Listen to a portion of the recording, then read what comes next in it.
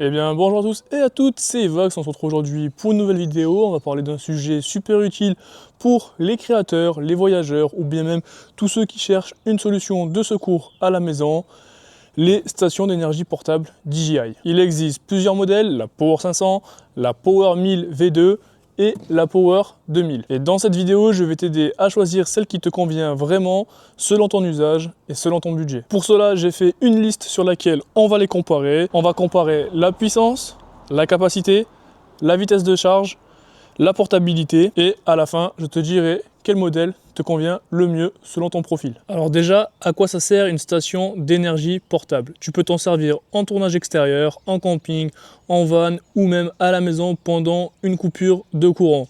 Ça peut charger ton drone, ton ordi portable, des lumières, ton téléphone ou même un frigo portable. DJI, qu'on connaît surtout pour les drones, s'est lancé dans les power stations avec des produits très bien finis, orientés vers la sécurité, la rapidité de charge et surtout la fiabilité.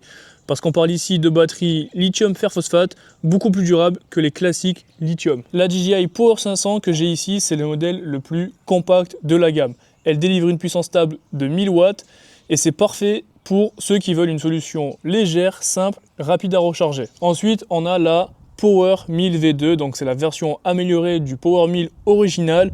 Ici, on monte à 2600 watts de puissance stable de sortie avec une capacité autour des 1024 Wh. C'est un excellent compromis pour les tournages, les petits setups vidéo ou pour tous ceux qui veulent une vraie autonomie sur le terrain. Les deux ports USB-C de 140 watts permettent une recharge rapide pour les smartphones, ordinateurs portables et autres appareils électroniques. Et enfin, la Power 2000, la plus puissante, la plus massive mais aussi la plus complète, elle offre 3000 watts de puissance, une capacité de 2048 Wh et tu peux même l'étendre jusqu'à plus de 22 000 Wh en la connectant à d'autres modules DJI.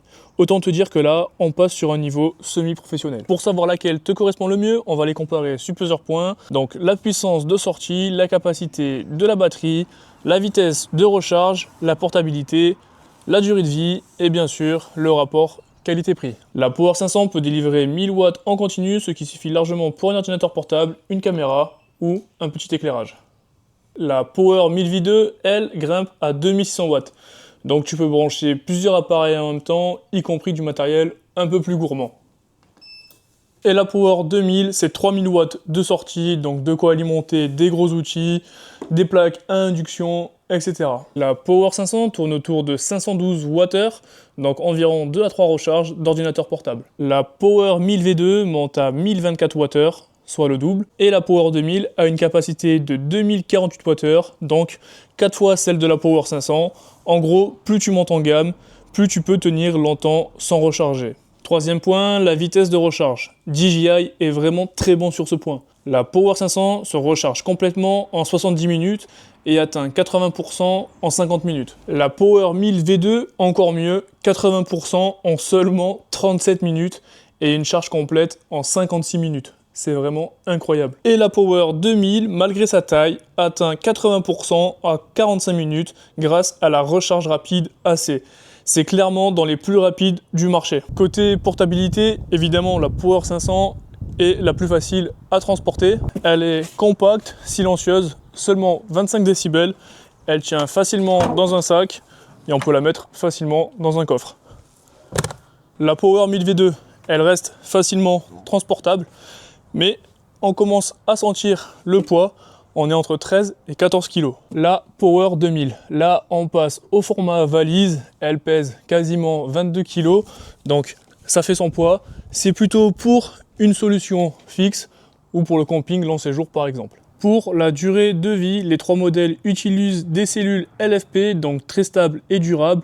DJI annonce environ 4000 cycles pour la Power 500 et jusqu'à 10 ans de durée de vie pour la Power 1000 V2, la Power 2000, même technologie, donc on peut s'attendre à la même robustesse. Et enfin, les fonctions supplémentaires, les trois modèles supportent la recharge solaire, ont des protections électroniques complètes et peuvent servir de UPS, donc en cas de coupure de courant, ils basculent instantanément sur batterie. La Power 1000 V2 ajoute deux ports USB de 140 watts chacun, parfait pour recharger rapidement deux MacBook Pro en même temps. Alors maintenant, laquelle choisir ?